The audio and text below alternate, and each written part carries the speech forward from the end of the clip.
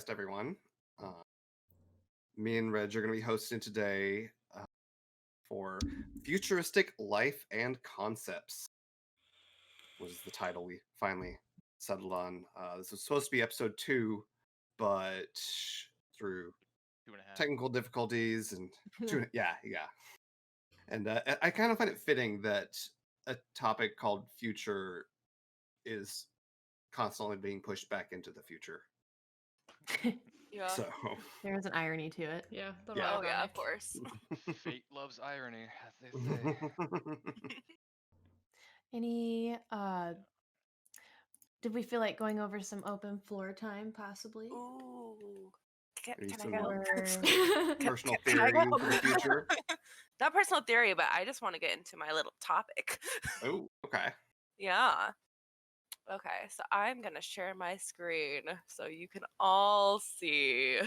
Ooh, we get to look at things already. Yeah, you get to look at things. So I'm gonna be talking about Sophia the robot. So Sophia is a social humanoid robot developed by Hong Kong-based company Hanson Robotics.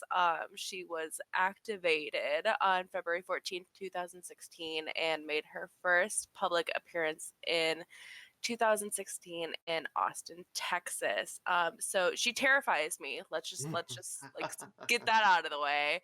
But I also find her so completely like interesting, and I think she's basically the prototype of like what cyber people are gonna like be and look like in the future. So Hansen believes robotic solutions to the like pandemic are like not limited to healthcare, but could assist customers in industries such as like retail and airlines too. So just like putting like little mini Sophias everywhere. So Sophia and Hansen robots are unique by being so human-like. That they can also be useful during these times where people are like lonely and isolated and just quarantining, so it might just be like some like little bit of like socialization that Good people companion. it's a little companion. So essentially this is where Hansen wants to roll out robots that like look like Sophia to do like menial jobs. And for me, this gives me a very big Detroit Becomes Human vibe. And I'm not sure if like in the future these robots are going to become like sentient, which then leads down the rabbit hole of potential problems such as like a robot rights and things that we might not even going to ask about think that. of like right now. Exactly. So like what do you guys think about that? Like that's There's actually a very good episode of Star Trek The Next Generation that goes over this exact same thing. It's called Measure of a Man, and I believe it's season 1 or 2, season 2. And basically it's Data is an android. But he has gone through the academy and all that. He's basically been treated this whole time as a person, but he is an android. And this other doctor was to take apart Data so he can make more Datas, because there's only been 2 of these androids ever created by Dr. Noonien Soon, and those are the only ones ever. And they're like, well, imagine if we had like a data on everything, and there ends up being a trial of like, all right, what kind of stuff. right. Okay, so this is Sophia. Yeah, so that's kind of where this is going, actually. This Where is you're going with my that. Yeah. girl. Oh, there we go. Sweet, we got it working. Yes. Okay. Dang, girl. She is. She's killing it. So in other news, Sophia, your girl, she just made bank. So this is what she did. It's titled Sophia Installation, and the image was created in collaboration with Andre Montesquieu, an artist and partner at a blockchain investment firm, Ertna Capital. So he began the process by producing a brightly colored portrait of Sophia, which was processed by the robot's neutral networks. And then Sophia then painted an interpretation of the image, and it sold for roughly $700,000. And so another thing is, Sophia, your girl is getting a sister, and her name is Joyce. And she is kind of like Apparent. the Joyce is the favorite. Joyce is the favorite. Joyce was the Joyce is favorite straight up child. out of Cyberpunk. Oh yeah, for sure. And so Joyce is the brainchild of Immersion Inc. and Hanson Robotics. So Hanson made Sophia, and Immersion and Hanson kind of came together and made Joyce, which is, obviously the favorite because she looks cute. She's serving up looks. And I'm not sure what she's going to end up doing in the future, but she might help Sophia with her mixtape, which Sophia has, they're like, oh, after my little artwork piece, I want to do a mixtape. And I'm like, oh, yes, queen, get it. That kind of reminds me of the whole Michaela thing where the hologram who creates music. Yeah, little Breaking news: Michaela. Sophia buys American Spirit cigarettes next. Oh my god. I think that's one of the biggest things that people are going to have an issue with is not just the robots themselves or cyborgs themselves, but it's the AI that drives them. Because with a true AI, it doesn't have limits. It's a machine that learns how to learn different things. So, Right. like, yeah, we have that capability, but when you're driving, a 10 gigahertz processor behind it, it doesn't have the same limits that we have. And it can learn so much faster, and it can learn its own limits or the lack thereof for that matter. So I think that's going to be a big issue is putting limits on these things. Like, what is their job? You pass me the butter. Oh God, that's what you're going to do for the rest of your life. Oh yeah. One of the hugest safety mechanisms, I think, that needs to be in place. Like, we can't have AI drive these things. And if it is AI driving something, it can't have the capability to retaliate once it learns everything. But Yeah, exactly. Which is why it kind of like, what if they become sentient and just like, what happens then? right.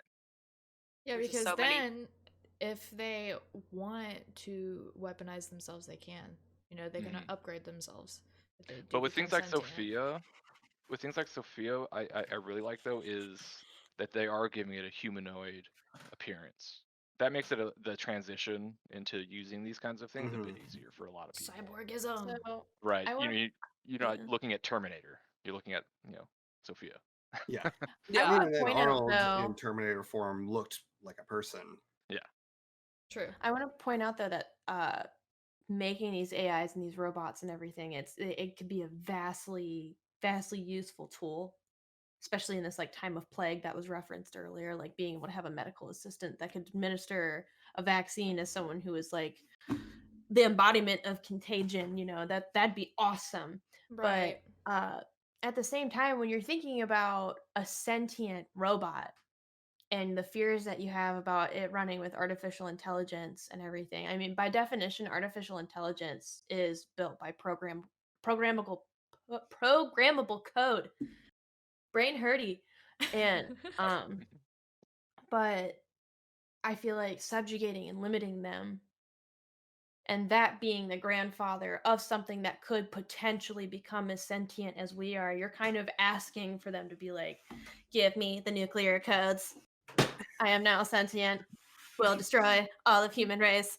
I don't know. Right. But Like, how do we program in morals and ethics before choice? yeah, how do you program a Lots moral of movies have compass? gone over a lot of this too. Like I think Yep. it was iRobot had with Will Smith had like the 3 laws or whatever. It was like Don't hurt a yeah, human. don't hurt a Yeah. human. Right. Yeah, Right. No, but don't like hurt anyone else and save whatever.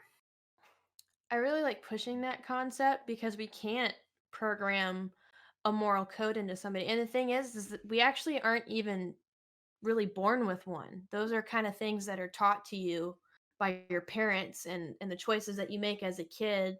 That is what shapes your moral compass as you know it today. And actually, if you read anything about history, there's kind of a dark period when we were evolving as humans where we weren't what you would really call sentient, where we were more animalistic and based more off of instinct and stuff. And who's to say that kind of wouldn't be the same way with robots? There's probably going to be a huge 100-year time span where they really just truly are programmed robots with an input output function and they don't have sentience. Because I mean, if you think about the definition of sentience, Alan Turing, who created the whole test, that's like the granddaddy of what defines a computer and allows you to say that it thinks on its own, and basically in a nutshell, it has to do it on its own without some outside force coming in and programming it to do so. And Well, I don't know. Do you think? What were you gonna say? Go ahead. I was going to say sometimes they aren't programming it to do it, but they're just giving it the framework to be able to. So while they're not directly coding, if this, do that, Mm-hmm. they're just giving them an open loop, basically Yeah. saying, while you're turned on, you have all of this to operate with and do what you want. Mm-hmm. That's Yeah. programming free will. And I mean, if you can program a robot to learn things, then who's to say you can't program it to learn to have morals, or teach it after you program it to learn to like just much like a child. Yeah, like raise it like a child and teach it right from wrong. I mean, because then it's I mean, it's the same thing as humans. Literally, I mean, because there's humans that are taught right from wrong and decide to do wrong anyway. That's why we have jails and prisons and there's whose definition of right and wrong. And our programming gets messed up. I mean, we have mental disorders and things like that. I mean, like, it's the same thing. It's foreign to us because it's not flesh and tissue and atoms put together. It's motherboards and chips and wires metal and wires and cables. And Skynet. Wait. Yeah. So kind of dipping into last week. What? Do you think that things like Sophia the robot and all that would actually be able to be any sort of like intoxicated, or any sort of like, would they be able to have a different? Really? And what would that be like? How? I can absolutely attest to that, because you can use fuzzers where you actually fuzz frequencies and you distort the frequencies in such a way to cause malfunctions in either mechanical or software processes. So absolutely. So it's just like getting intoxicated, you're inhibiting your receptors in your body. It's kind of the same thing. You're disrupting their input outputs just to an extent as to where it's getting the signal, but it's kind of a fucked up signal. So I also have something I want to say on that, if you're done. Yeah, I didn't want to intercede and cut you off. So when a human experiences things like getting drunk and stuff, those are physical reactions from drinking a substance that is causing a chemical reaction inside of your body. And when you experience those things, it's not really the reaction itself that makes it all hurty. It's actually the electrical impulses being sent to your brain, where it's being perceived as pain because your brain is telling you there's something wrong down there, right? And those are all electrical impulses and a perceived notion and sense of reality for that specific individual, or multiply. Everyone kind of feels getting drunk different, and I think that's also kind of fascinating too, but that's a bunny trail. But my point in saying that is, a robot could very well experience a lot of those same things, because it is just an electrical function that is being sent to your brain. Look what happened to your motorcycle the other day. The battery worked, it had a good charge, but it was malfunctioning. It still worked, but your bike went haywire. Yeah. It's very similar. So, I mean, you literally could program like a robot to, like, when you do a certain something or consume a certain something, you feel a certain way that makes you drunk or intoxicated or what have you. I don't think it's crazy at all to think about that, because honestly, you're also kind of taught to feel and have certain opinions about things as when you're growing up. So if you if you're growing up in a family that absolutely loves jalapenos and hot peppers, there's a huge chance that you're also going to grow up loving something like that too. Do you see the reference? Yeah. No, I got it. Yeah. Yeah. On side note, though, I do hate jalapenos, so. Same. But I my think dad loves time spicy and place, things, so it's like, you I know. don't know, man. I think it's really easy to look at something like cyborgs, the whole concept of robots becoming sentient and thinking, wow, that's so scary, you know, and I even Neuralink, like Elon Musk's brain implant that he's hoping to push the limits with AI, augmented reality, VR, you know, he's hoping to push everything with it.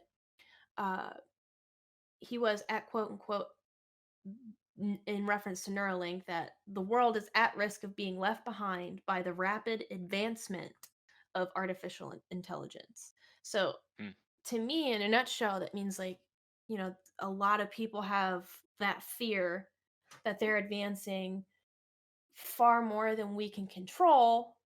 And I think the reason that really scares them is that we're not advancing at the same rate. You know, humans kind of have this slow crawl and climb, but like a robot, you can discover groundbreaking technology in the matter of a year, and that robot's already leagues ahead of what it used to be just in that 365-day time frame, whereas we're getting nothing but we're decaying the more Yeah. time goes on. We're So it's like, depreciating. Yeah. so it's like as much as they're helping cutting out all that legwork, all of that knowledge lost in learning how to do that legwork for ourselves is what's being lost. And I think that's what he's Somewhat. kind of, yeah, I think that's what he's kind of going towards too. But yeah, But I think it's easy to fall in that frame of thinking, you know, but at the same time, Elon Musk, what he wants to do with Neuralink is he wants to create a symbiosis. So hmm that, if you look up the definition of that, it's basically like the most crude analogy I can put to it is like Venom from the Spider-Man universe. That he and Venom, you know, the parasite, had a symbiosis where they actually thrived with each other instead of the host killing right, no, excuse me, instead of the parasite killing the killing the host. host. Yeah, so they actually thrived and became better and stronger. You know, he became like an apex predator Yeah. when Venom took hold of anything. Actually, they became an apex predator. But I'm not in any way, shape, or form being like Neuralink's a predator or a parasite. What I'm Yeah. saying is The- that that's how Elon Musk views it, and that's exactly how I think the world needs to approach uh cyberkinetics, you know, and the possibility of uploading your consciousness into a robot, because I think that that's the future right there. You know, the ability to not have to die and continue on in a mechanical vessel and continue to do whatever work it was you were doing, you know. So I would love to talk more about that. I don't want to take the spotlight on it too much, but What if we, like, kind of along the same lines? I mean, like, obviously, if your body gives up, you die, you have an accident, whatever, upload your consciousness. But on that same kind of wavelength, what if when organs start to fail and things like that, you just replace them with mechanical ones? or And synthetically preserve grown your ones. body longer until eventually you're completely Well, I mean, they're kind of already mechanical. doing that, aren't they? Mhm. Yeah, I mean Yeah, they are. I mean Yeah. with And I mean, prosthetics and Even yeah. with smart Bionic imaging lenses knees. and things like that. Yeah. Like, let's say you got like your arm bitten off by a shark, and then you just get like Yeah. a new robotic arm. Yeah. Mhm. Exactly. They And have ones that you can use your mind basically to move it. I mean, you think about picking up something and it does it Yep. because it's connected to the nerves that are left in your arm that still work and are connected to your brain. That's a really cool process too. I've seen them do that where they program the person to, Mhm. like, first they have it manually hooked up. It was kind of like the same thing with the baboon playing Pong.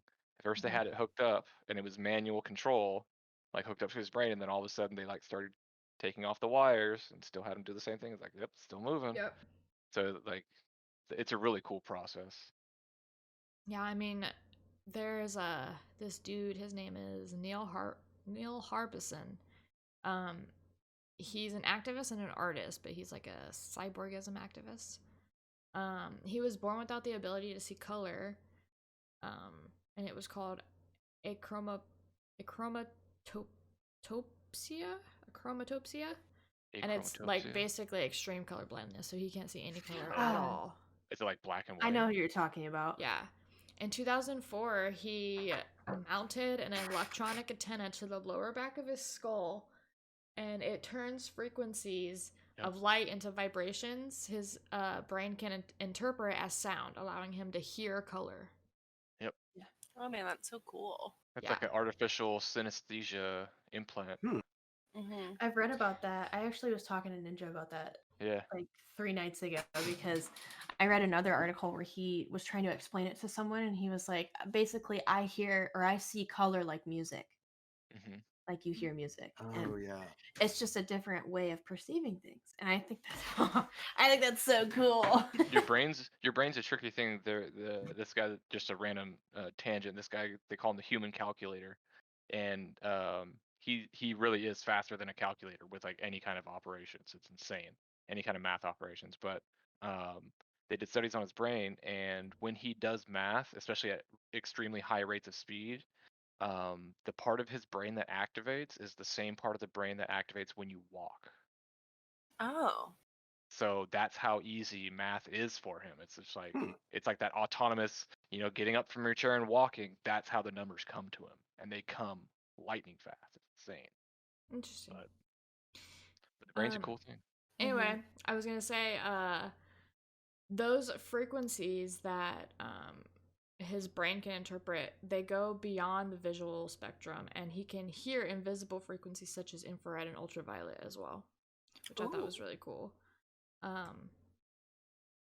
So I read somewhere, I didn't write this down, but I read somewhere that he listened to different types of music and was like telling the interviewers what color he was hearing, and I think it was a pop artist like Mariah Carey or something. He heard like green, and then with I think it was like rock, he heard like pink or something like that, and I just thought that was really interesting and like not what I imagined Yeah. he would hear. Yeah. Don't quote me on it because I did not write it down, so I'm not exactly sure. It'd be interesting to look at the frequencies of the colors on the visible spectrum in comparison to the music that he heard. Yeah. So his body modification wasn't well accepted at first, and the British government, because he lives in UK, actually took issue when the antenna showed up in his passport photo. And he fought the government to keep it on and actually won and became the first legally recognized cyborg. Oh, good for him. Love Isn't that. crazy?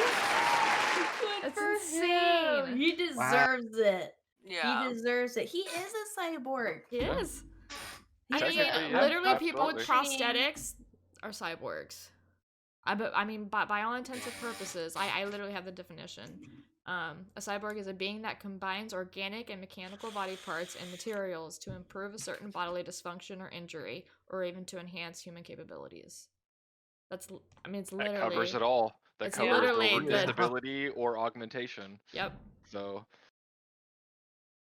It's crazy. I mean, I actually was reading an article too that was saying that some people even go as far to say that the way we use our phones and the way they're always attached to us, the way we don't leave our house without them, the way that we can't get around without them, we can't contact anybody, we can't communicate, we can't remember things like birthdays and phone numbers like we used to. I mean, we can't do a lot of things without them, and a lot of people consider that to be basis for saying that we are already on the path to becoming cyborgs. Oh yeah, no, for sure. Yeah. Which I never thought about at all. Like, I never even would have considered that. Yeah, neither have I. Part but of it definitely cyborgism. makes sense. Yeah. Yeah. I mean, it's like obvious now that I think about it. Like I have mine like right here, and I'm just like always like, hey. Oh, yeah. Literally. Yeah. I did see a implant somewhere where they put basically a screen inside your forearm underneath your skin, underneath like the first couple layers of your skin, and it's just got two little wires, like hair thin, like fiber optic, super thin wires that they attach internally, and it's powered by your body, and like it'll pop up and it'll like show you the time, or like you can like send a message, it'll like pair to your phone, like you could send messages. Like it's really like low tech right now. Like you can't do a lot with it, but it's there. Oh my gosh, Yeah. that's Yeah. crazy. Yeah, it's pretty cool stuff. That's also kind of where it's at with what I was looking at was the Mojo AR contact lens. Let me share the screen real quick. We This get to is look at more amazing. things. This I didn't think about it. basically it's going to be like a heads-up display, like in video games. So this is kind of the progression that they've had so far. Where at the beginning it was just actually building concept of it with like an LED and actually having wireless power. I believe they said that they're going to end up being able to be powered for like 24 hours, and then when you take them out and put them in your case, just like AirPods and stuff. Oh, so they'll like recharge. Yeah, they'll recharge, and then in 2017 had a static projector, which actually the first image they had was this right here of Albert Nice. Einstein. Yeah, Nice. I mean, you have to. yeah. Tradition. And then micro LED display. That may have been for the micro LED display, but yeah, they basically were just doing like, all right, we can do a little bit more each year, semi-automated build. So yes, actually be able to do mass production of it. And then the pandemic happened, but I'm not sure if that's exactly where, what caused some of the delay. But I know that this is like a lot of the future Most stuff that likely. they're looking to do. I'm not going to play any of the video because of copyright or whatever, but the static image on this video is kind of what they're saying it's going to look like, where you'll just see like, oh, there's tractor over this fence over here, and then And I'm sure you'll be able to like plug in like custom, like, oh, I'm in the city today, or I'm driving today. yeah, You know. they had like seeing in the stars, That's cool. constellations, and the last one was like seeing temperature and stuff. Oh. There we go. Yeah, like just seeing outside, just like, Little and HUD. also the green just makes me think of Fallout. So No, I was just gonna say that. I was like very Pit Boy esque here. yeah, it's very Pit Boy esque here. So I, while the events of Fallout, I do not look forward to being our future. I do like the aesthetic of some of the tech that they have. So yeah, so that's like when doing my research to start with, I was like, all right, what are some things that I think is going to be future, like how we would think about hoverboards and all that kind of stuff, like way down the line, like 50 years or whatever. And like, oh no, they're working on this now. Like this is like around the corner. Yeah. Oh, love that. So yeah, we think 30 years ago is 1970 still. No, it's 30 years is 1990. mm-hmm. Oh god, I'm so bad with time. I still think it's like 2009. The thing about those lenses, though, that could be groundbreaking when you think about medical practices, operating procedures, law That's enforcement, another even as problem they're having. Even as a tattoo artist, yeah. So that could mean so much more. Since it's actually like contact, they have to. Sorry, I didn't mean to cut you off. No, you're good. They have to like get it passed through like FDA and all this other stuff to make sure it's safe for everything. And yeah, like in the medical space alone, just being able to look over and see something, look to see that vial over there is this, when you have like 5 of them set up, just like the little itty bitty things that's just going to make so much, things work so much faster.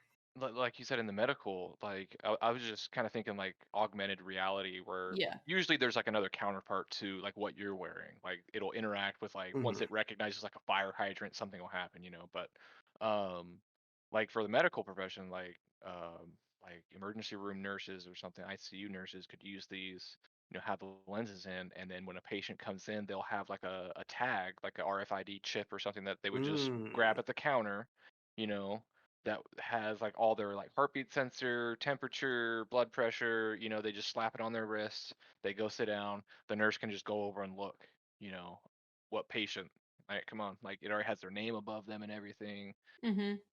Like even just that kind of easy stuff too, That's Save gonna a lot of expedite time. so much stuff. Yeah. schooling purposes for testing. Like things would no longer really have to be pen and paper. They could use sensor technology partnered with uh, VR contact lenses, and I mean it's not just VR. It would also be like augmented reality, which is 100% what they're hoping for the future to VR to be, is to be right along there with augmented reality. Right. They want you to be able to go into a virtual world somewhere and to also be able to have the same aspects of pushing those limits in reality as well.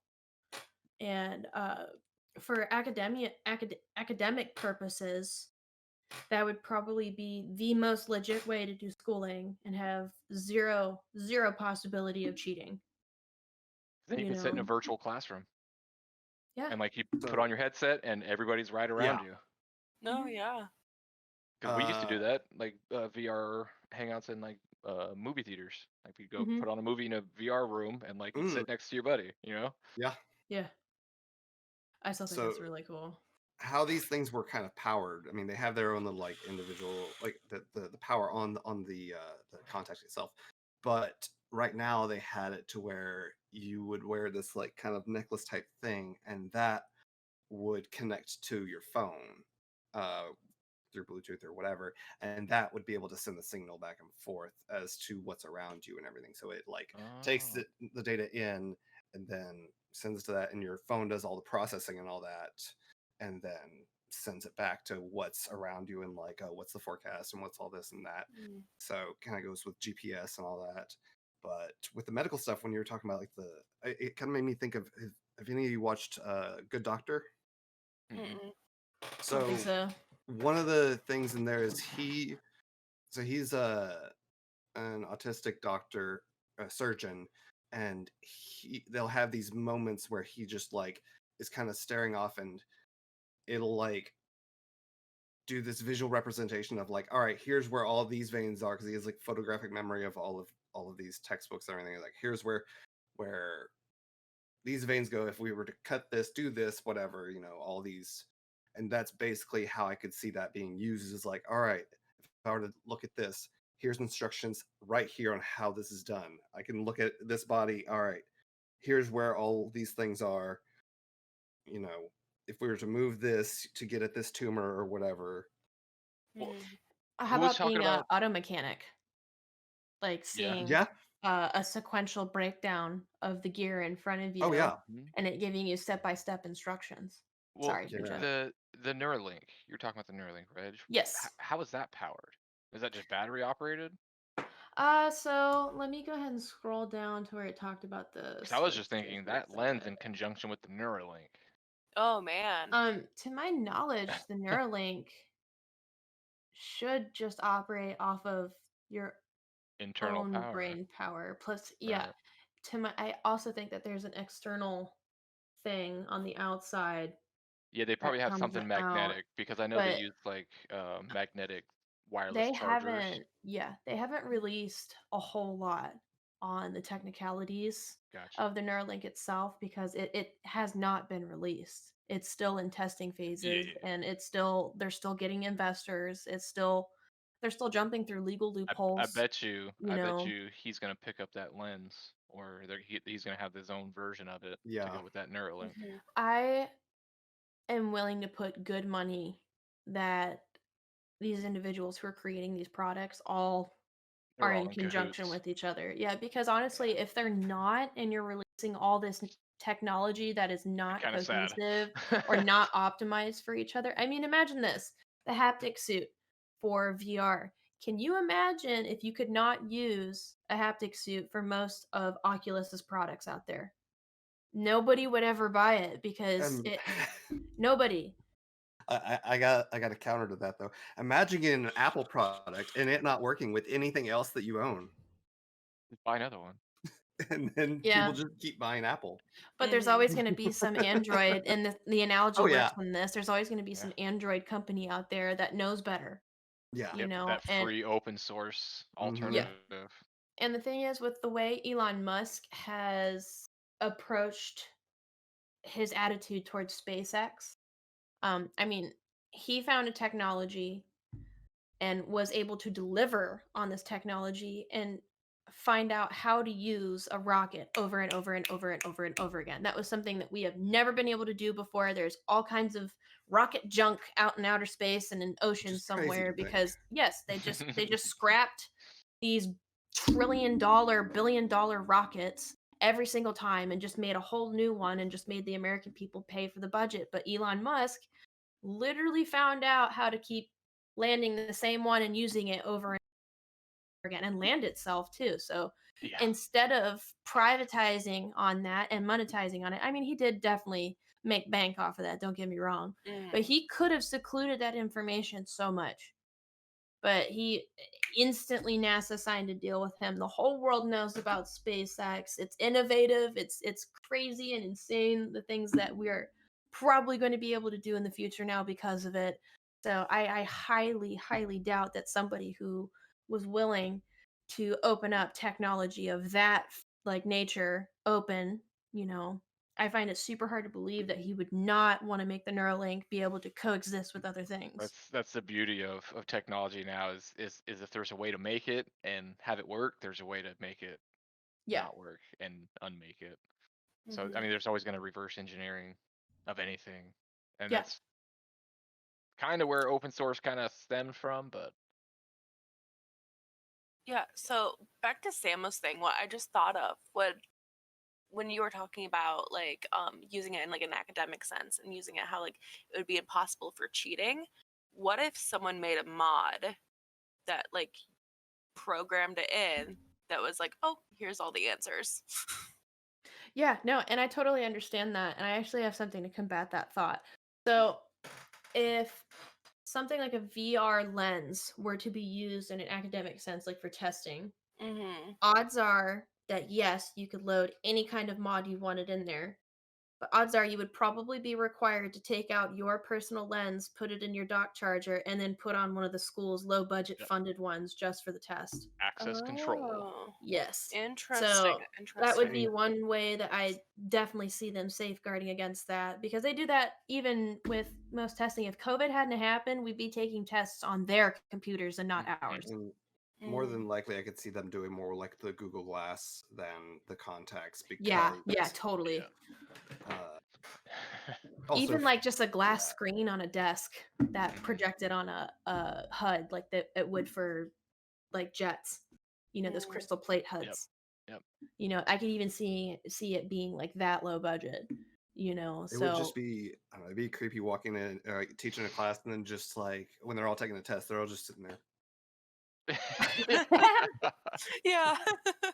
Or like walking into the SATs testing, like, all right, everybody take out your Neuralinks, put them on off. We have no Wi-Fi in the class, no Wi-Fi connections. We have lead walls. Yeah, Oh, lead man. walls. Everybody into the Faraday cage. I don't think that's crazy though. Yeah. Because with the Neuralink and whatnot, we could streamline education to the point where basic principles that are taught over a course of 12 years in high school could be crammed into 6. And by the time you're 18, you're already like a PhD level erudite, and think about it. You want a world full of people who are educated, who have been forced to go through X amount of hours of social studies and social sciences, and who have been forced to take a dip into the arts because it expands your brain as a person and forces you to become creative and it forces you to stimulate your brains in areas that you weren't previously comfortable with, and suddenly at the ripe tender age of 18, you have someone who is 100% certified to be an engineer and work on bridges and work on airplanes, work on jets, and everyone's productivity level has suddenly just soared out the roof. So I think it would be dumb not to consider it. Education right now we're already so much different than we were 200 years ago in what was taught and how we teach it and how fast we teach it. There's already some principles from way back then that we've already given up. For example, with the exception of some few people, did any of you learn Latin? That used to be a staple. No. You know, that used to be like needed Mhm. in the medieval era. Like if you didn't know Latin, you a common peasant Yep. servant, Plebeian. and you were Yes. nothing. Yes, education was power in some senses, you know, but we've already moved way past that, and that's exactly how it's going to be when you have Neuralink and stuff, and when you're talking about something like that, you know. So I think we should. I'm all for it. That's all I'm going to say. There we go. Break. I think there's For it too. also, I don't know if it would be with like the Neuralink as well, but I think there's also like these, I keep wanting to call it implant. They're not implants. It'd just be like an earpiece that will auto translate like in real time. I think they have those. Yeah, I Mhm. think I don't know how. Yes. The Yes, they do. Dragon Speak. Yeah, I don't know how Ghost orb. consumer No. they are. It was dust. I think now they're fairly accessible. Okay. I don't think they're widely known or like coveted Mhm. per se, but I did read something not too long ago about it. It's like real time live translation, and it's like an earpiece. It's like just like Yes. like you hook up for your phone. It looks There's a couple exactly the same. videos for it. Yep. Yeah. Pretty They cool. also partnered that technology to make uh, something similar to translate sign language. Oh, that's cool. Oh, Yeah. okay. That's cool. So And that could go with that lens as well. You see that, and it just could be a text on the bottom of the screen. Yep. Or You're like, bottom of hold your on, eyes. can you sign in this little box? Hold on, move right there. Okay, go. Just move right. Because Okay, it had yeah, like the you're good. little guide. Sorry, my lenses are a little scratched, so I gotta. Look. Yeah, just like Yeah. okay, there we go. Like, hold on, it's lagging. Hold on, like hit your eye. So, is there any other wearable tech that y'all have either heard of or would like to see? I Like anything that actually you maybe haven't seen that you would wanted like to to see? go a little bit into what we were just talking about. It's not really wearable tech. Mhm. Actually, we're talking about like the hearing Yeah. things, or like the transmitters for translations and shit. They actually are working on brain implants that are supposed to help restore hearing for the deaf and sight for some blind people. So like eventually they won't even need things like to translate sign language and things like that, because they would be able, unless people opt out of a brain implant, which they might, because it kind of sounds a little Well, an invasive. crazy. Invasive, Yeah. I've also seen some documentaries about people who were deaf and they had like the option to do something like that, and they were like, "No, I feel a connection with this group of people with sign, and I don't want to lose that connection." Yeah, exactly. And then they also are working on brain implant therapies for people paralyzed by spinal cord injuries or other neurological damage. That was a tongue twister. A chip implanted into the brain reads off electrical signals that are translated by a computer to restore some movement and communication. So, like, they literally could restore movement and paraplegics and things like that in the future just by like a brain implant. Oh, Well, that's love really that. cool. Kind of goes on something I touched on was nanoparticles being used for that. Yeah, nanotech. Just a quick little snippet about nanotech. So check this out: a kilogram of particles.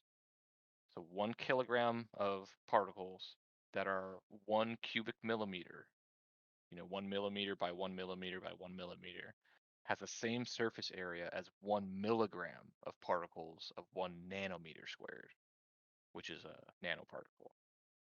So you can use a milligram of nanoparticles to cover the same surface area as a kilogram of microparticles. So the amount of nanoparticles you would need would be significantly less for something like that, because they're used for magnetic levitation in some other senses, but they basically inject them with nanoshuttles that have magnetic properties that as semiconductors. So that's like what you're talking about, putting that chip into their brain that can restore movement to what's already there, like to their own neural processes, if you add in those nanoparticles that can build new neural pathways in conjunction with that, Yeah. I could see that like fully restoring someone who's paraplegic. Mm-hmm. Zero movement because of a completely severed connection can be rebuilt Yeah. with stuff like that. Actually, that was kind of the start for Neuralink and how they really wanted to invest in it, because the Neuralink is supposed to be able to detect brain activity and thereby, by theory, stimulate it. So build new electrical pathways for these impulses to flow through your brain. So I actually read it said this microchip with thin, flexible polymer wires would then be inserted into the brain via robotic surgery. They actually show a theoretical machine for that. Well, it's not really theoretical. It's kind of like a drawing of the actual prototype that they have, like the early prototype that they have for it, to allow for precision, as these wires need to place approximately 1 millimeter into the cortex of the brain. Uh, and they have successfully done this with a monkey. And I've got a video of it, and because of copyright issues and everything, I don't know if we can watch a whole lot of it, but I can certainly talk to you guys about what the video entails. And it shows the first few stages of the Neuralink being installed on the monkey, and he is pretty much using the Neuralink is pretty much helping him understand that he's playing a game and that he will get a treat for achieving certain goals in the game. So you see him using the joystick to move things and on the computer. And I wouldn't say that it's making him intelligent. I'm just saying it's stimulating his brain in ways never been stimulated. And this monkey found itself able to concentrate much like a human would and play a video game and be good at it. So they moved on to the next step, and he was able to actually use the Neuralink to move the paddles in the game without the use of a joystick. But he was used to the joystick, so you see him using the joystick in that second stage, but you can clearly see that they've unplugged the joystick. And in the third He thinks he's stage, using it. yeah, and in the third stage, yeah, he thinks he's using it. In the third stage, you can see that he's finally understood that the joystick's no longer needed, and he's just fully operating the video game with his brain and the Neuralink. Oh, It was so cool, just sitting him there, watching him play it. Yes. Like you could Wow. like see him, and like I think he would like move his like hand a little bit too, like he was like using joystick, but it wasn't there obviously, but he was just Yeah. like, focusing and Kind of just muscle memory too, just Yes. like So the go Neuralink forward.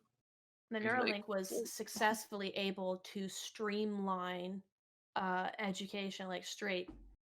It probably knocked down like 300,000 years of evolutionary process, and just bam, did it. Imagine in 200 years if you were able to keep this monkey alive, like what type of monkey he would be. Really smart He'd be monkey. just as smart as we were. Yeah, 100%. If that monkey was kept alive with that Neuralink and continued on that same path, it probably in 2-3 years we'd be having conversations with it. And even without the Neuralink, I mean, monkeys are incredibly intelligent. Yeah, I'm sure you guys have seen the videos or read articles of how the monkey that had a really good friendship with Robin Williams and could Coco. understand sign language. Yes, Coco and the gorilla. Yeah. yeah, and when they told Coco that Robin had passed, she sad. signed that she was sad. There was an understanding there, and she communicated that she was sad. And I mean, like, so there's already like a certain level of intelligence there. So the Neuralink is, see, for me, it was kind of like a jar of gunpowder, and then the Neuralink came and just lit it on fire. It just whoa. So, I think it's going to open up a lot of different ways of doing things. All of these ways. Oh yeah, 100%.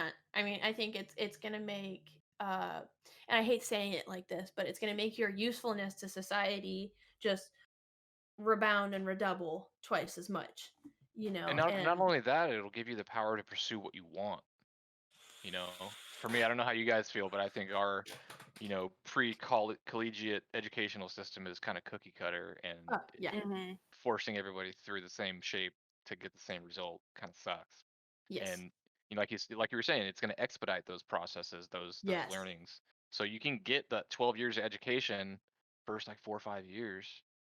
Now you got another 7, 8 years of school left, until you're 18, and then you can just do whatever you want to do. Like, Mhm. oh, I want to learn how to fly a plane. Okay, bang that out in 6 months. On top Matrix of it. everything else. Right. Mhm. Right. The That's what I'm imagining. It's just like, all right, upload me real quick. And then the you difficult know it.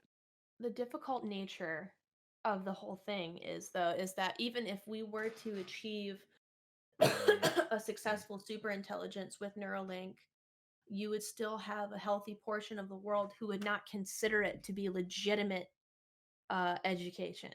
So even though you knew all of those things, you're probably going to have a huge majority of companies, corporations, small mom and pop businesses who don't consider that to be a valid form of education. So for me, the real enemy here isn't even the educational system, it's the money bags behind it. It's the people who have, Yeah. the purse, the money purse in the Monetization of background. everything. Yes. It's So gonna even if we were able to achieve super intelligence, do you think we'd be able to apply that? What I was gonna say is on that note is being able to learn that much that fast. You're at the same time you're not really learning how to learn. Right. Like if I was going to interview you at 100 years in the future when everybody has a Neuralink and I'm sitting at a job and I'm going to interview somebody and they sit down, I'm going to say, take out your Neuralink. Let's have a talk.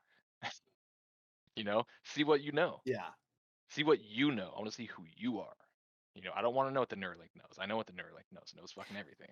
Well, You know the what I thing mean? is that it's not actually the Neuralink. Like when you read about it, it's Right. not only stimulating your brain, it's also creating uh new bridges for you to form. So even if you were to take that Neuralink out, you would still retain everything because it's not like they're ripping that Yeah, it's like that being pathway straight out of uploaded. your brain. Yeah, Right. it would literally be instantaneous knowledge, But I you but I, know. I can see how some people can get so reliant on it that it could Right. become. You know what I mean? Maybe, but So like, okay, so Potentially. think I'm of not it like this.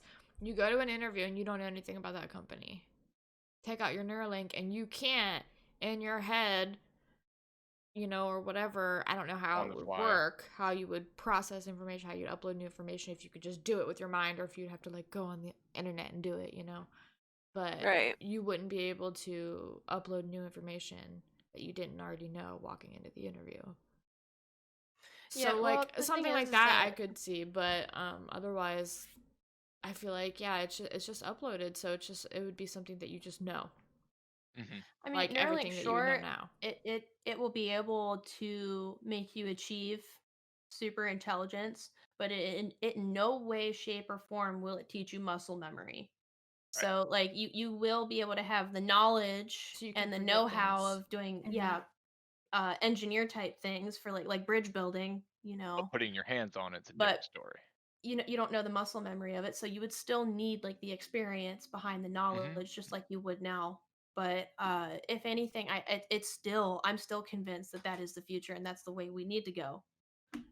And if you think about it, I if you agree. had a universal knowledge standpoint where everyone who ever took engineering all received the same type of input, you would have bridges all built with the same regulations is what I'm trying to Right. say. The same More codes where efficiently, anybody safer. could work on them as well. Mhm. Yes. You have Yeah. a Want to know same a scary standard. statistic? It's something like 30 to 40% of bridges in the United States are not up to code. Oh Yeah. yeah. Which is That's why it's always a Astounding. talking point that we need to beef up our infrastructure.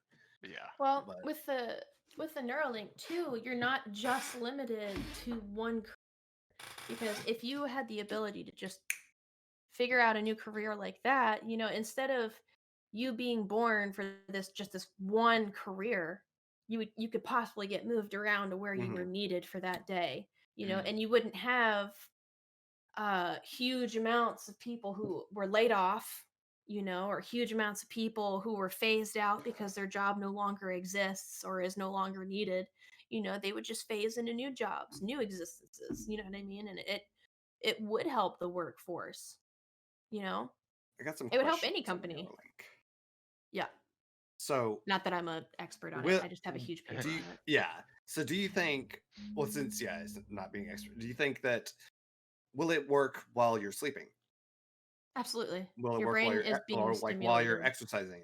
So that would it would turn your 6 hours of class a day into being able to literally Mhm. 24 hours of Yes. time to be able Interesting to learn. concept. So time like in Wake up sleep. and I know algebra. Yeah. I went Literally, I it could be I that went to simple. college in my sleep and then I went to work in the day. Yeah. Mm.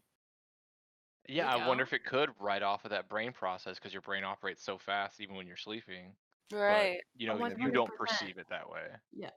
I wonder if No, it can ride off of that and still keep you sleeping and still rest your body and mind, but still in the background, you know. Kind of like I would downloading a 100% game think so. while you're playing Yeah. a game. Right, Yeah. right. Yeah. Take my money and take it now. Take my money. All right, I'm gonna pre-order how many? 5 of them? Yeah, just like 5. I Actually, wanted to say I actually wrote this down really quick. Excuse me. Kind of going off the Neuralink and the brain implants and all that stuff. Imagine if scientists were able to crack the code on the frequencies coming from the brain, in and out of the brain, and if mind reading became a reality. Ooh. You're gonna catch me with a helmet on all day with a Faraday cage. Just be like, oh. Yeah. None of y'all want to see what's going on in there. You're saying that Gypsy at the circus was lying and she couldn't read my mind? Real It's life just- Zoltars. It's just the Wii music constantly in here. But like, yeah, imagine if you could just like tap into part of your Neuralink and be like, I wonder what this person really thinks about me. Wii music, scary just sound. constant. You're like, oh. Would communication then like convert into just telepathy all the time? And then you telepathy, just wouldn't however even you say it. speak, or Yeah, like, would there be a need to? I mean, I guess there would for like music. Maybe a need to sing and. Why? like I can that, just hear but- it. Can you though? Can you create music? I guess you could create music with your Neuralink. I can hear music in my head right now. If you would Can you think. hear it? yeah. Stupid Oh, Bluetooth hookup. All right. Would so you I be like able this to concept. hook your Neuralink up to Alexa and have her play music that you're thinking in your head? Neuralink, by the time it comes out, will most likely have every single Bluetooth capability that you would ever possibly. Excuse me, no cursing. Bleep that out, Phoenix. Thank you. No, It's okay. it would have no problem with connectivity with anything. Most likely. Get up to my Oh. smart fridge and see what's in there. Like, man, I gotta go shopping. What do I need? Oh yeah, Yeah. let's see. So Let's all look at the of this- LG inventory. Yeah, you Yeah. just have like an inventory of your fridge, and every time you eat something, it's like, okay, check that off. Every time you grab something you use to cook. It's Well, like here's an the Uber Every time you thing, store. throw something though, away that's if spoiled. you like need something and then you're like, oh, I need to buy that, then you would just like automatically like go to Amazon, buy it, and then it would ship it to your house. Yes. Yeah. So And I mean, you wouldn't even need to eventually- go shopping. Eventually, Well, those shipping processes are going to become easier too. It's gonna be in the future. It's Where gonna be a it's drone just gonna delivery like, to wherever yeah, you yeah, are. drone's just gonna like pop up Mhm. like in your window, and it's just gonna like shoot it into like a slot or something. Yeah. And be Mhm. like, oh, like the like Thank in you, an drone. ATM where it like shoots the little tube and you get a lollipop. You know. So with the thought of all right, we would be doing everything like telepathically. That would reduce so much just general noise. Cars, yes, would still be kind of loud. And there'd be Machines. random I things mean, that especially if would be we're loud. advancing technology. But But if we're advancing technology too, we're gonna learn how to make those things quieter. yeah, and what I'm thinking of with that also is the effect on nature because Mm. Yeah, there's a because lot they of use our sound. oxygen too. Well, that too, but I mean, I just mean like our carbon animal dioxide. life. So like, if we're creating all this noise in the city, that's usually being a deterrent to a lot of wildlife. But if there is little to no noise left, we're gonna start seeing more wildlife in cities. Just like a deer, just like, Yeah, hey, that's how Yeah. y'all exactly what I was doing? thinking, like Quiet, how like, what's going there's on? deer crossing, deer crossings all over the place, for highways and stuff for warnings. And I'm just thinking, like, would that kind of expand some of the wildlife territories into more just like even rural areas? So I think it could And definitely. also a thought, how would like Neuralink and the advancement of like brain implants and all that technology, how would that affect wildlife? Like, would the government start implanting wildlife to keep track of numbers the and things like government that, has extinction? they've already done that. The animals, they've been chipping Right. So I mean, like, True. dolphins, dogs, Sharks. animals that are Well, on the brink of extinction. so I think at what point do they cross the line between like wildlife and when does it not become wildlife anymore? I mean, just because it lives in the wild, or What do you mean? I mean, because like if you implant Neuralink and you can, use that to implant knowledge and things like that, like, I mean, they're not Are you asking like what's to stop people from using that on an animal? right. whole like My animal dog. population. Oh, honestly, Planet And of like the Apes. all of wildlife and everything like that, and Right. like Well, when I does don't that think it line would get drawn? change. I don't think it would change too much as how it's been done now. I mean, yeah, they might advance that technology that they're using, but I think it's just going to provide, the people who study them and scientists and geologists and all those kind of people better statistical data on those animals there. Right. I mean, if you Flight think about it, a patterns and monkey things can like that. control a video game. Hmm. So like if they start implanting this into wildlife to try to keep, I think there's going to be some extinction laws. at bay and things like that, like what's Yeah. going to happen, Yeah, that's. I think there's got to be some laws around that. I don't Because, I mean, know. we can't just go into like a Or dying they have to population. have some kind of like regulations with what kind of Neuralink or whatever that they're implanting Right. and what it can I do. don't really foresee them blocks on it and things. using something that expensive on wildlife, but But if I you think think about it, one of these days it's not going to be expensive. no, it's not. But at the same time, if there was a benefit to society by enabling animals to become sentient, there would have to be a really good reason for it, and I would need to hear it before being like, yeah, it's a great idea. Yeah. Yeah, But as it stands right now, I feel like the only person who would really do that would be somebody who had like a furry agenda, and I'm not kink shaming anyone, YouTube. I was just simply stating a fact. But Not even that. I mean, you got the weird people out there that do malicious things because they want to. What just if they 'cause put they one of want to, those? yeah. Right. What if they went into a forest and tranquilized a bear and just uploaded a Neuralink into a bear?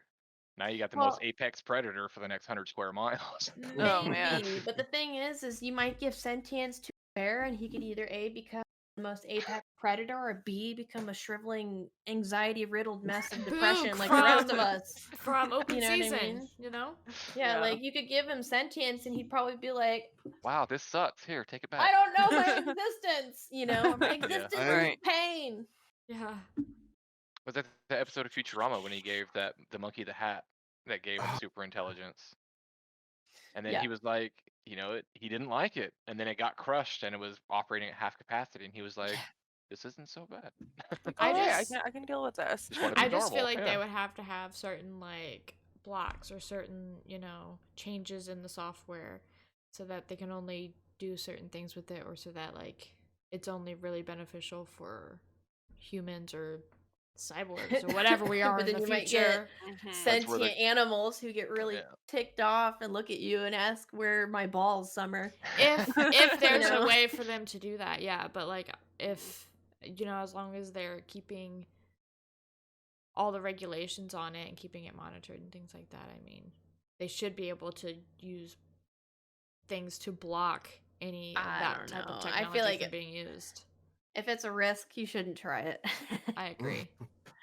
Right. But I But do want to have there's a always gonna full-on be safeguards. conversation with my dog while we're eating a nice plate of pizza. I'd So love to talk to my I don't know cat. if I want to know what my animals were thinking. I think I just like just seeing the things I've blank seen dumb you do. smile on their face and just like, he's yeah, like, pizza, I'm fine pizza. with that. Yeah. Food, play. one concept that I kind of wanted to introduce to the group to kind of steer away from the thought of half robotic animals taking over the universe. Um, uh, the concept of 3D printed food. Mm.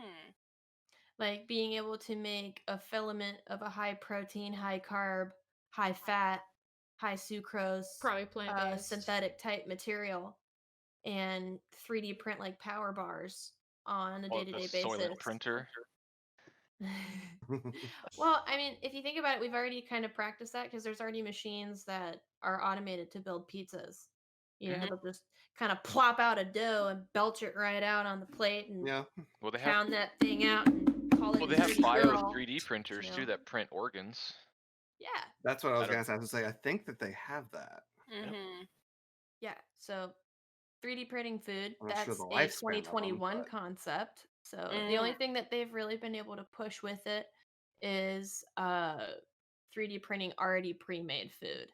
But I know that there are companies out there who are currently trying to figure out some kind of way to take like fresh ingredients and 3D print a fully done meal from that. So I don't know. In the back of my head, I keep picturing like a tiny 3D printer connected to a huge refrigerator, and that's like what it is. Yeah. You know? So you gotta Right. like pull start yeah, it. Yeah. thinking of So- how 3D printers work, where it's got the filament, the only thing I could think of is just like, all right, that's got to be replaced with something, and the only thing I could think of is just like hamburger meat. That's the only thing I Yeah, can think of but that's just mashed like potatoes. fluid Machine. enough. Yeah. No, they were actually they I read that in that article that they were even considering how to be able to 3D print raw meat, Mhm. you know. And my personal opinion, I feel like it would have to be like a white meat like fish or chicken, but really light stuff. But I also think in the future, like 100 years from now, the world will probably have phased out meat. Yeah. I was just thinking that if they did do some kind of 3D printed food, it would probably be plant-based. Yeah, Just I some mean kind we're of already plant-based we're some already kind of seeing right plant-based now. material that probably would have to have like some flavor added to it. You know what Yeah, I I'm mean? looking at you, Because, like, soybeans. it would just Looking have at to be you, like milk product. it just be like literally like the filament would have to be a filler, like just Yeah. and then you We're not- flavor it and you know. We're not making gingerbread houses anymore. We're 3D printing kale houses for Christmas. Okay? Exactly. Hell yeah. Exactly. Well, the thing is that the world is already starting to see how our meat consumption and the over excessiveness of it is contributing a lot to our carbon footprint. And this isn't like, oh, it isn't even uh an issue of animal cruelty, even though that's a whole other topic. But it's the fact that we are using so much more than we need to be, and we're causing serious like planetary wide issues. So Yeah. you're in 100 years, hopefully you will see a world that thinks that eating meat is kind of archaic, and we will have come up with some other delicious, yummy, able to be smoked and grilled type option, than just xanthan gum and soy products. But it's Tofu. gonna happen. It has Well, to, honestly. as the resident vegan here, there already is like really, really good like things that you can cook. Like I was talking about like that vegan barbecue place, Yeah. and it is so good. Don't really know what it's made out of. But it's so good. I don't Just ask like questions. certain I'm fast like, food places, you don't I'm know like, exactly what it's made of, but no. Oh, it's vegan. Okay, well, I'll just eat it. It's cool. We just need to evolve to the point where that becomes the norm instead of fast food and burgers and quick and easy things to buy because people We love need a new- convenience. we need People a love convenience. new era of fast food. 3D Mhm. printed healthy foods. Yum Well, yum yum. you need a new era 3D printed of healthy foods. you need a new era of education that is unbiased by media or religion or politics. You need an entire world that is dedicated to the betterment of society instead of the betterment of themselves individually. 400 years from now, got it. Yeah, right.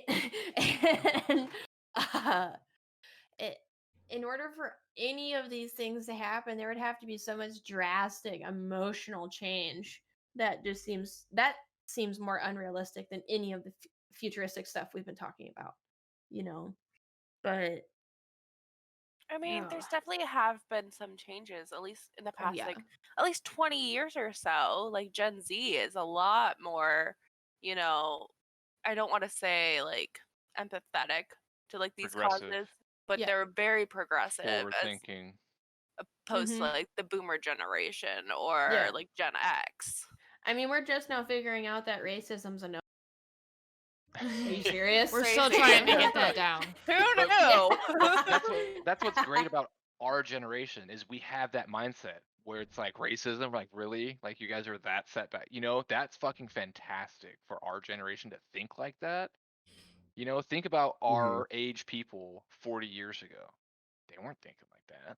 Like, Mhm. close. You kidding?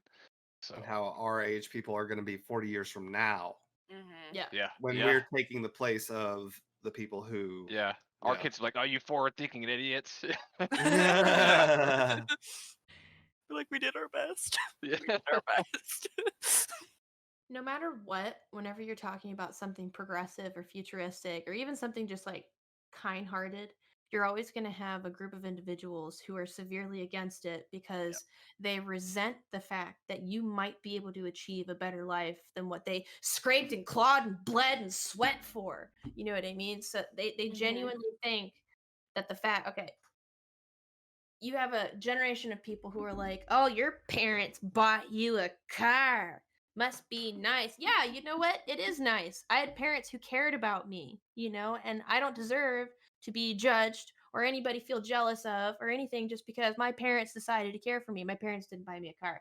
But my point in saying is that you have a society today that is absolutely obsessed with villainizing people who may have had it better. Mhm. And You have a society that's obsessed, and I didn't mean to interrupt you. It's just you no, have a no, it's society that okay. is super obsessed with having a big dick over who had the worst day. Yeah. Like No, sorry. no, it's okay. No, it's okay. I just want to say a prime example of that is student loans Yeah. and the getting rid of the student loans. They're like, "Oh, well, I already paid off my student loans." And I'm like, "Well, great, but I'm still in debt, my guy, and if Yeah. someone could just be like that would be Mhm. great." And I don't want future generations to have to deal with student debt. Like that's not it. Like if I have to pay them off, but the future generation doesn't, great. If you put it into perspective with like health. So back in my day, we just died from cancer like a normal human being. Like we didn't have these sissy snowflake liberal leftist vaccines. We followed God's We plan. just died like Yeah. real men. Yeah. Oh no. Sir, just take the polio vaccine. Screw your seatbelts. We die like men. Onward and forward. Jesus, take the wheel. Yes, because we believe in Jesus. And Carrie Underwood. But we're not the deluded ones. Yeah.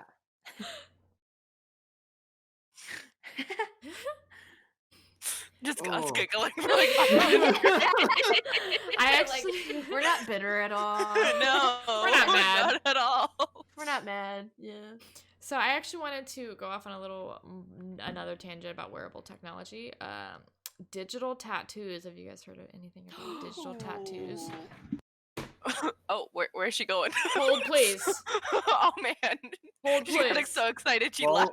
Oh! she's going to get Oh, she something. checked the soup. She's going to check the soup. Oh. Oh, keep there she going. goes. We can keep going. She's going to check the soup. Okay, so I don't know why talking about digital tattoos made her think of soup. Oh my god, she's like the soup. The soup. Oh, soup we'll break. wait for her to come back. Yeah, break time. Soup break. You need a digital tattoo that has a timer on it so that you can know Yes. when your soup is ready. So you know when to check the soup. Hooked up to your mono lens, and a little, icon shows up. Oh my god. I just need an RFID chip in my finger. when It'll it's just like- vibrate when it's time to It's check like the soup. Yeah, and when it's boiling. It's just like a over, little like, tiny the tip of my voice in your finger will ear just going, implode. Oh my check the gosh. soup. They're Check the soup. talking to me again. The Yeah, voices. it starts as like a small stuck voice where in it's here. like, "Please check the soup. and then it progressively gets louder. Like, check the soup. Check Check the soup, Your Ma'am. kitchen's on fire. ma'am. It At stops this at point, I'm not even going to remind you about your soup, and I'm just going to tell you that the fire department is already on their way. the- You're like already passed out sleeping. You're like, what? Yeah. Warning, danger, fire in the kitchen.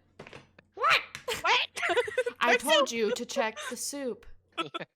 Where This are my is what balls, Summer? happens when you don't check the soup. It like punishes you and like turns off all the lights too. You like turn it on, you turns it back off. You're like, God damn it! It's soup.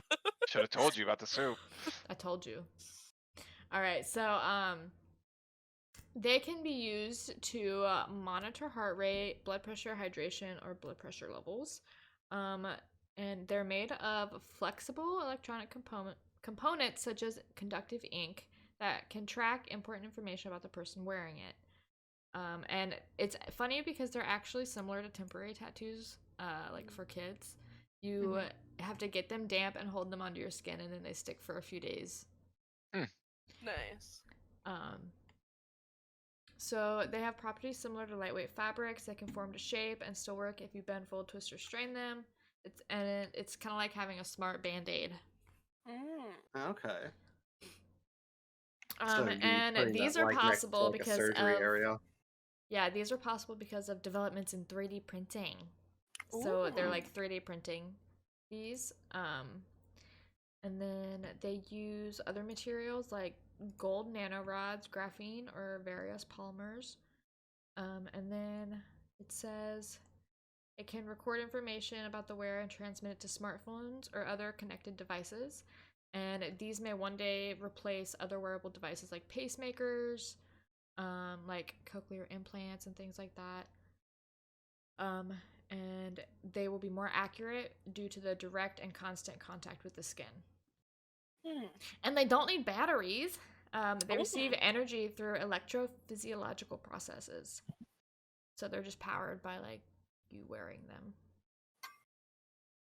That's cool. Yeah, I thought it was pretty cool. And then I also read that let's see. Technology networks describe them as healthcare wearables that are powered by piezoelectric effect, which means they can generate an electric charge in response to applied mechanical stress. So like rubbing it or pushing on it. Yeah. That'd be extremely useful for like diabetics. Yeah, exactly. They can be used to track biomarkers that help patients and doctors monitor and diagnose critical health conditions like heart rhythm problems, like arrhythmia, heart activities of premature babies, sleep disorders, and brain activities. So it could like really be a huge development in like premature babies and things like that, and helping them to survive when it's so hard to monitor them without like risk of infection and things like that. So like just like slapping on a little digital tattoo to monitor everything so that you don't have to have them contacted with any kind of contagions or anything like that.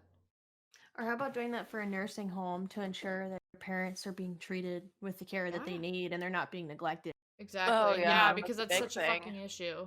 It's been an issue for generations. I just wanted to put this out there. Mom, if you ever see this, I am never nursing home. Anyway, there we go. Never. John glad you brought this Oliver up. has made it so. I meant to say this earlier and I forgot, but I'm glad you brought it back up about like with the healthcare stuff. Back with things with like Sophia the robot and stuff. If you were to have these type of android robots that were in the medical field, they could literally be in these like ICUs, and you don't have to worry about decontamination every time going in and out because they are just always in there, and they're just the ones like they're in there, so they're already sterilized and don't worry about any external infection of anything. Yeah, and they don't need breaks. They don't need food. They don't need like the normal things humans need. They don't get tired. it Well, could be sure, you have to recharge them at some point, so there will be that. eventually. Just But I Like a mean, plug week them into the later. wall for an yeah, hour, and Yeah. they'll be also ready to depends go. on how their battery health is, and you obviously want it to last for the longest period of time. So Mhm. you It also also don't want depends to, on yeah. how they charge, because if they use something like solar energy and it was, you know, them working outside in like a True. field or something like that, a forest ranger, police officer, you know, lineman, like there's tons of outdoor jobs that robots could literally replace. Mhm. I just want them all to have the personality as Pathfinder. Right? They all need to be as friendly as Pathfinder. Actually, there's a little bit of technology I really wanted to talk about. If it's cool, I didn't mean to cut you off. I'm really good at that. You guys ever heard of CRISPR? Vaguely. So I think so. it's a readily accessible technology that is used to edit genes, Mhm. and it could very potentially change.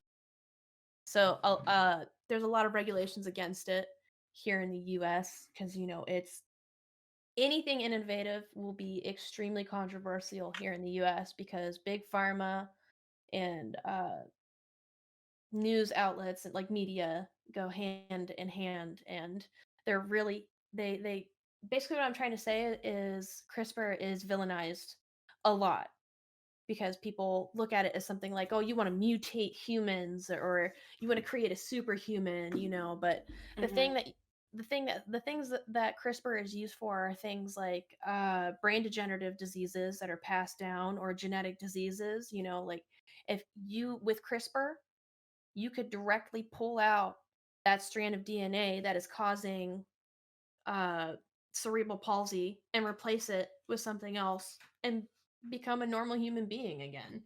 So, Mhm. uh, here in the US, like I said, there's a lot of harsher regulations about that. So, we probably won't see anything regarding CRISPR until much later. Not unless people you get really can, cool about a lot of things really quick. yeah, but I mean, there are some aspects of CRISPR that you can. China, there's no like their government has fully jumped into the whole concept of gene alteration because unlike the US, they it's no secret that China like wants to be like the best that can, the best of the best. That's how they consider themselves. They're better Mhm. than anything Western because they're China. But uh they show a video of a normal beagle versus another beagle that had CRISPR treatments. So the normal beagle grew up fine, he's everything, blah, blah, blah, blah. And then they show the one that had gene alterations. And basically, what they did is they targeted his myostatin gene. Your myostatin gene is the gene that's responsible for slowing down your muscle growth as you get older. So at some point, unless you train your muscles to get bigger, they will stop at a certain point and stay the way they are. And if your myostatin gene was not there at all, period, you would have like elephantitis type muscles, Mhm. So what they did is they targeted his myostatin gene and they slowed it. They didn't negate it completely. They slowed it, and the result was this extreme. And you can watch the video of it. I have a link. Uh, they have an extremely buff beagle, like Oh probably the man. buffest beagle in the world, and they were asking all kinds of questions about like health implications. He has no heart problems. He is a perfectly healthy, functioning beagle. He's just massively He's just thick. he's strong. Yeah. So, uh, I absolutely think that we should jump into that. Just saying, because like For buff ass if you were beagles. born with a weak heart, or if you are a diabetic, like CRISPR could change that, and when I watched the video of the guy who was going into it, he was like, there's a lot of controversy surrounding it, and he goes, but the biggest reason that I want to know, and the biggest reason that I'm using CRISPR is I want to know if I'm a target for MS, because my dad has it. So I want to know 40 years from now, am I going to be a victim of that as well? And with CRISPR, you can fix it now. So let that sink in. Please look into it. That's under the that's under biotechnology, not nanotechnology or anything. That's biotechnology. But that is absolutely a futuristic concept that you should push, push, push, push, push, push, push, push, push. Because Yeah. having a brother who is diabetic, that would be amazing. I was Yeah. gonna say, doesn't that go along the same lines as like the technology that they've been experimenting with to like genetically change fetuses Yeah. or genetically That's the same thing. create Yeah. fetuses and I think Yeah. make I it think the so that they don't have any type of medical issue or anything like Yeah. that. You can pick the hair color and the eye color and the gender and what they're gonna look like, what their chemical makeup is, things like that. Mm-hmm. And just like kind of build a baby. Yeah. Just like There's obviously Sims, gonna but not. Yeah, there's exactly. obviously gonna be some kinds of people out there who they're gonna okay. When you're talking about futuristic concepts like biotechnology, nanotechnology, you're gonna have most definitely gonna have somebody out there who's gonna look at you right in the face and be like, "Well, you're trying to play God." Mm-hmm. And the thing is like, why aren't you? If you could learn to control this and make things better because of that knowledge, why aren't you? But for me, who's to say that this? I mean, if God was what they say he is, think he is, why wouldn't Right. he want us to use our God-given knowledge to advance our technology? I mean, because if you think about it, then why are they okay with using contact lenses and cochlear implants and prosthetics and things like that? Because that's all Technology. People cyborgism are and scared. futuristic concepts. People are scared of things that they're ignorant of. A big Because contradiction. They're ignorant of it. Yeah. Yeah. Basic medicine is that, where it's like you're Medicine is technology. You can say they're trying to play God because the initial plan was for this person to die of whatever. I mean, however many years ago, diarrhea was like an actual fatal thing, and that's Yeah, like, people oh, died that's of just kind of dehydration. Or like an earache. Yeah. Yeah. Like R.I.P. A common Francis. Yeah, common things that people go to the doctor for so that they don't die was things that, was just God's plan back then, but we've advanced in technology so that we can prevent these types of things and cure these types of things and cure cancer. Well, not cure cancer. We're on the right path to curing cancer, I feel like. It's a whole nother podcast, but I just don't understand why those religious beliefs would stand in the way of that. Like what correlation do you have that says God doesn't want technology to advance? God doesn't want cyborgs. God doesn't want this, like who said? I'm just gonna go ahead and put this out there. In my personal opinion, there is no God, and it's not because I'm angry or there's trauma in my past about it. I very much want there to be a clear cut, black and white. This is why I'm here on Earth, and this is why I have purpose type religion out there. Every inch of my being wants there to be something like that, because it would be so much easier than trying to understand or comprehend the fact that we might not have a purpose and you're just here. But at the end of the day, your purpose is to find it yourself. So don't misconstrue my meaning here. I'm not saying we're purposeless. I'm just saying it is easier to blindly accept the fact that there's a God and it just make it all easier. But in my head, I don't see proof for it as much as I want it to be there. So you might as well try to make things better, because there is no outside existential force that's going to swoop in and just cure cancer. Yep. Right. Because if it was going to happen, it would have already happened. We've been dying for cancer for a millennia. Yeah. I mean, personally, I think there's like a higher power, but like, who's to say that like they're gonna be like, no, you can't use technology. Like that makes no sense. Yeah, like if you want to like better your own human race, then why wouldn't you do it? Right. And I'm not I just think like when you're looking at something from a medical standpoint, like religion has nothing, Mhm. absolutely nothing.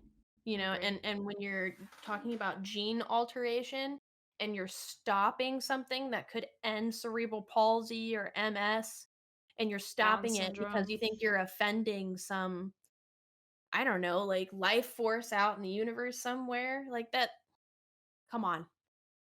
You know, For me, I don't agree with that at all. if people out there would rather let future generations deal with these disorders, then that says more about your morals than it does about any kind of advancement in technology or anything like that. Like, why? I mean, just because your son has cerebral palsy or Down syndrome or whatever, why would you want future generations to have to deal with that if they don't have to? You know, if there's a way to prevent it.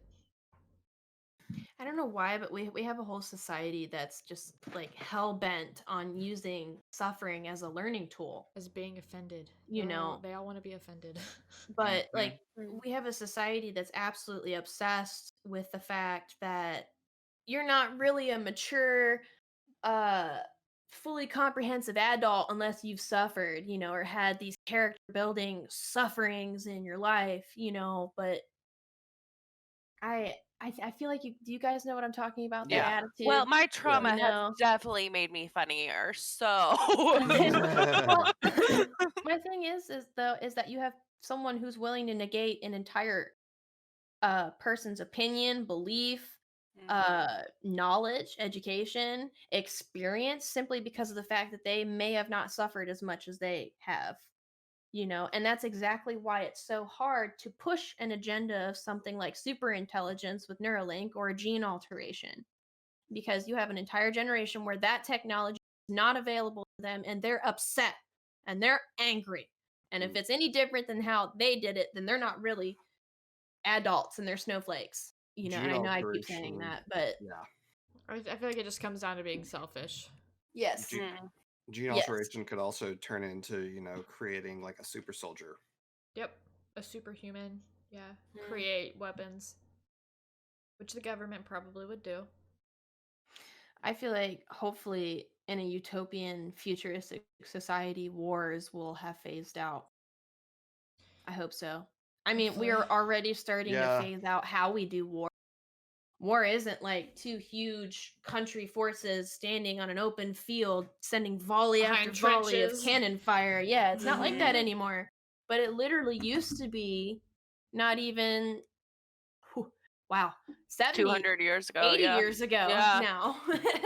Since World War II, you know, we're already getting to the point where things are being fought from like a much further standpoint and another standpoint, and we're sending very remote things there. And We're you getting know, more creative. yeah, we're gonna get to a point where wars are fought on a digital scale and not a physical scale. You know, like, can I turn your country's electricity off or crash your country's stock Can I market hack your system? entire country's Yeah. internet? Can I Oh, cut off man. your internet? Yeah, exactly. And that would absolutely throttle a country wholeheartedly. It would stop communications instantly. You know. I mean, you wouldn't be able to purchase a lot of things. Mm-hmm. Reddit It'd already be did that with chaos. GME. It would be chaos. So You wouldn't be able to like Yeah. go and get gas. mm-hmm. Oh, man. It is really So, deep stuff. before we Sorry. get to any of the comments that I saw, BamBam was posting in Phoenix's stream, but before we get to that, I wanted to ask everyone.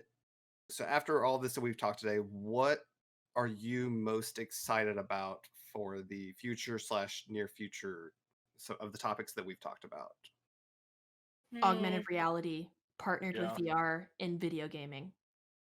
Yeah. Neuralink definitely is she's a whole ass topic. I Whole ass really topic. like Whole the ass. Sophia the robot. That Mm. whole concept is just mind blowing to me.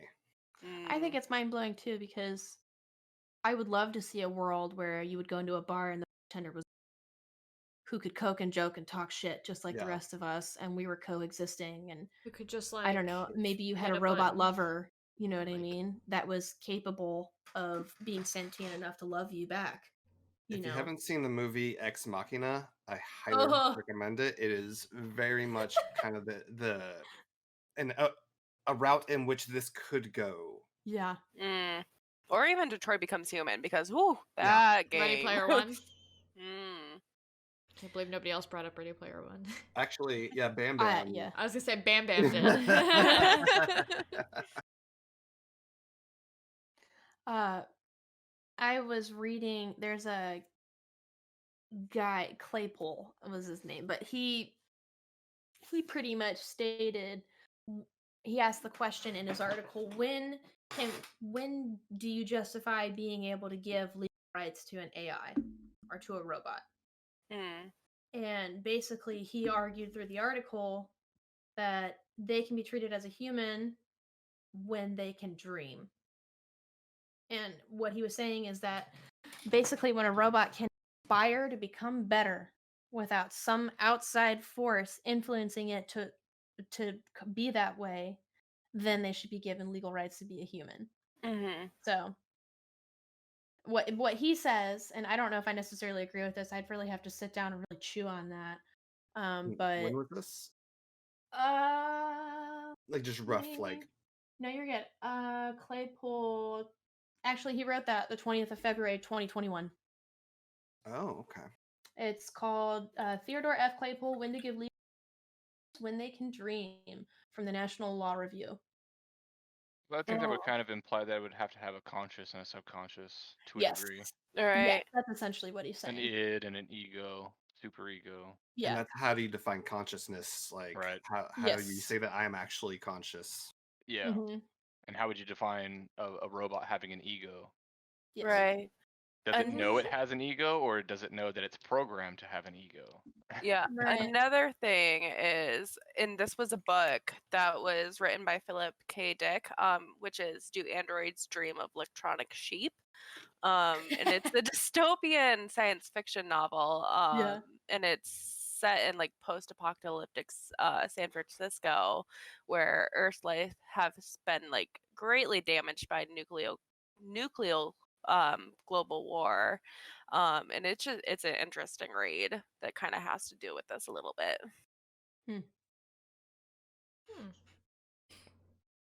I think I'm definitely sorry, my ADD just kicked back. I just literally was like, "Oh, Samuel's question." But another piece of technology that I'm vastly interested in is the ability to upload my consciousness and to exist without my physical body. Like I totally relish the thought of being able to just like exist on a digital plane. Right.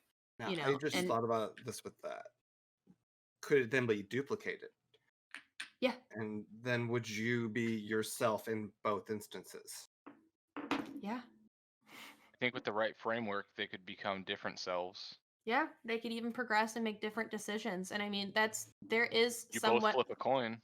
Kind of turns we into twins. already understand the fact that there could very well be another Earth just like ours in a universe somewhere with a doppelganger just like you who's making different choices, Like the you know, or multiverse the theory. same ones. Yeah. Mhm. Yeah. It's not crazy to think that that might happen on a digital scale. It's not crazy at all. It's the same thing, really. Hmm. I mean, if over in Europe there was someone that looked just like me, like to a T, we had the same fingerprints, probably still wouldn't be the same person. Even if we were an exact copy. Yeah. Yeah. Because you had different lives, different choices, different decisions. Yeah. And If that's you took me nature right versus now, nurture. Mm-hmm. yeah, if you took me right now and you duplicated me and you took me presently, like Exhibit A, right, and you dropped me off in Russia, and then you took Exhibit B of me and dropped me off in South Africa, 1 year later, we would not be the same person. No. We would 20 not. minutes later, you wouldn't be the same person. No, we would have made different life choices, had Yeah. different experiences, different tastes, whatever. Instantly, your life path would have. I mean, if you guys would have been put in the same exact spot back to back and said, okay, you walk east and you walk west, from Mhm. that instant, you're already different. Yeah.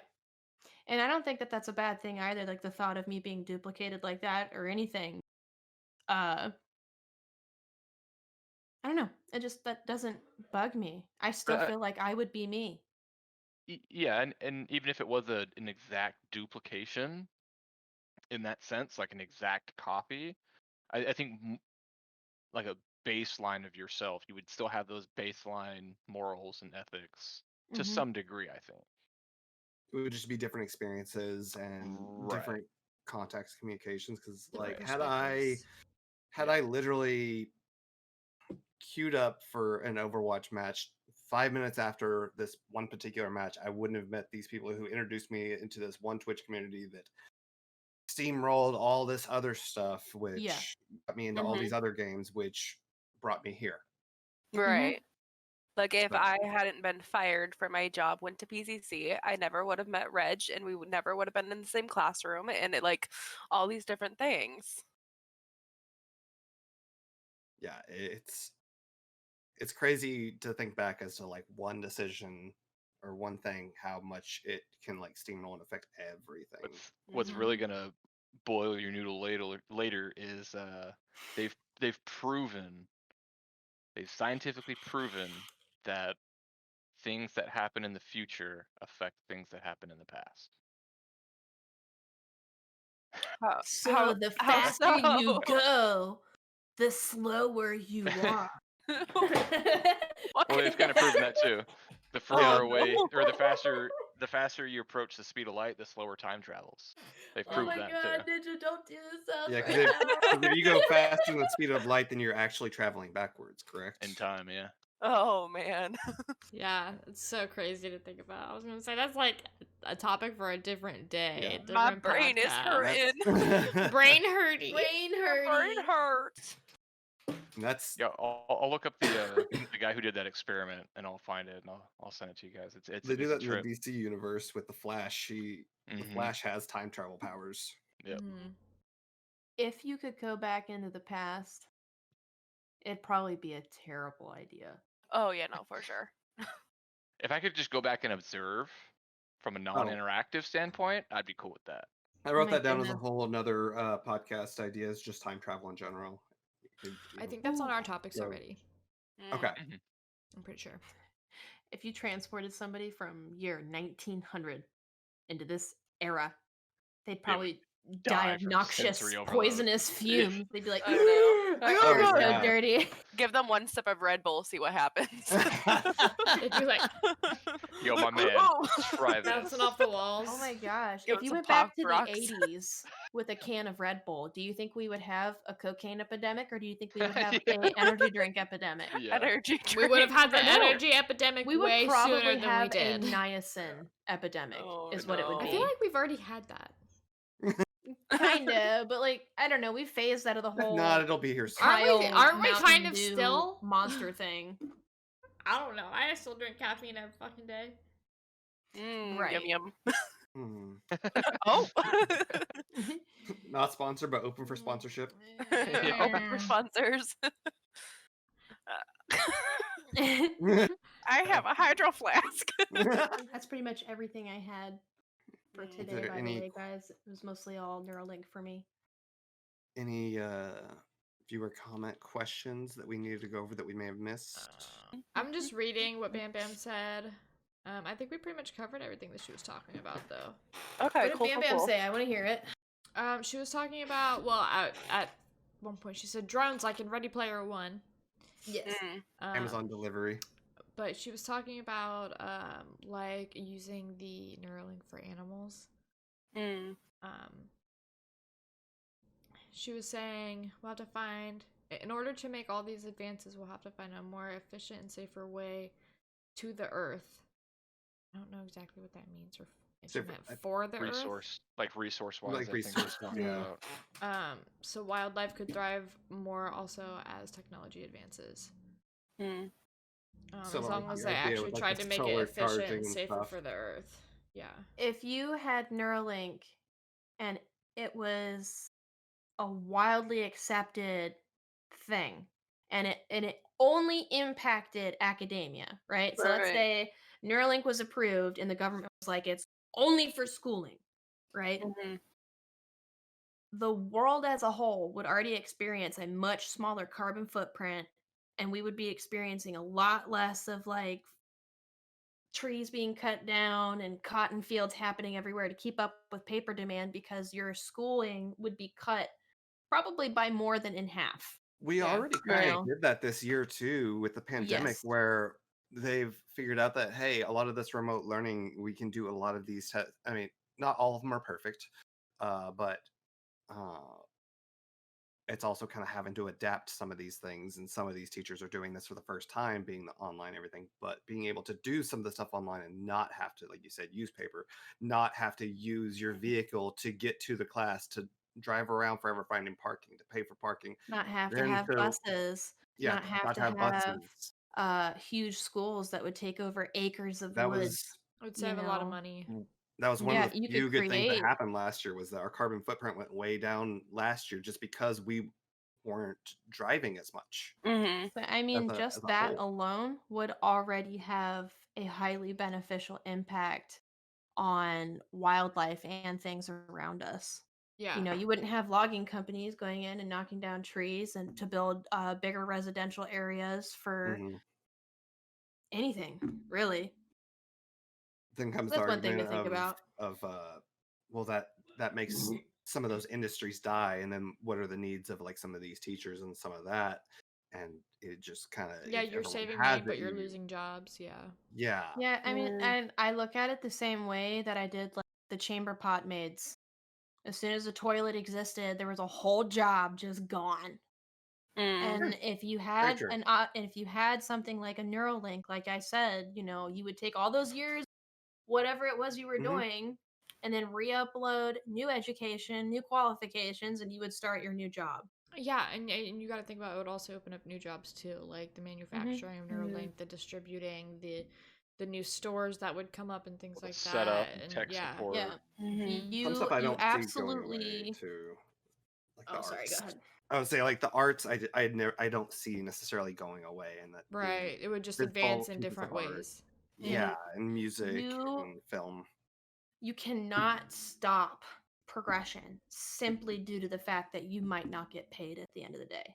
Right. Like Mm. you just can't. You know, you have to if the whole world didn't think about what the world would be tomorrow or for future generations, eh, we'd Was probably already be burnt up, you That was know. the basis of, I think, what Martin Luther King said. He said something like, a society hasn't started living until they can put aside their own needs and focus on the needs of mankind. Right. Like, it's not just for you. It's not just for your generation. It's for all generations. Mm-hmm. Yes. Everybody. The needs of the many. hmm Far outweigh the needs of the few in most cases, and it's sad, but that's how it works.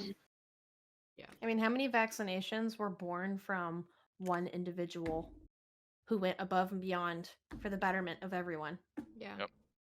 I mean, could they have not have totally monetized on that, you know, and kept Probably, yeah. the knowledge of Patented it it and private? Yeah, copyright it. And Mm-hmm. they Yeah. could have. The absolutely. point is, you know, there's not going to be people like that all the time. Mm-hmm. So it's up to you, viewers. Save the world. Just kidding. Don't be a piece of crap, though. It's For up real. to If you've got valuable knowledge, like do something. Don't be a piece of crap. Be proactive, not reactive. Power is yours. Human trees. One day you too can. We all need to take a lesson from Captain Planet. Get out of my head. Get out of my head. No. Just thinking that. We like I was it in thinking here. too. All right, yeah, I was gonna say that is all the viewer discussion that I had to talk about, and I think I'm the only one streaming today, so that should be it for. Is Any that a last wrap? thoughts anyone has? A nice little Caesar salad Any wrap? ending thoughts, anybody? No thoughts. I'm excited for the future. My thought process is I would like to revisit this topic again in the future. Yes, I want to do a part 2 for this for sure. Give it a year. And we'll look back with So, our Red, Neuralink. you would like to do this Yeah. in the future? In the future. In the future. What did I say earlier? Fate. What did I say? Fate loves irony. Yes. what you do in the future absolutely affects you in the future. In past. the future, we do, space travel. What? Every 60 seconds in Africa, a minute passes. Oh my god, get the fuck out. All right. That's Ninja's saying. He always says that at the most Yeah. serious moment. And I'm always like, oh yeah? Dang it. Whoa. Oh wow. On that note, thanks everyone for watching. And we will see you next week. Next Saturday, we move Till to next Saturdays, time. everybody. Hey. Make sure to subscribe to our YouTube to Like and watch subscribe. any previous Like and podcasts that you might have subscribe. missed. We'll see you guys. Hit that bell button. Bell. Bell. Bell. Bell. Bell.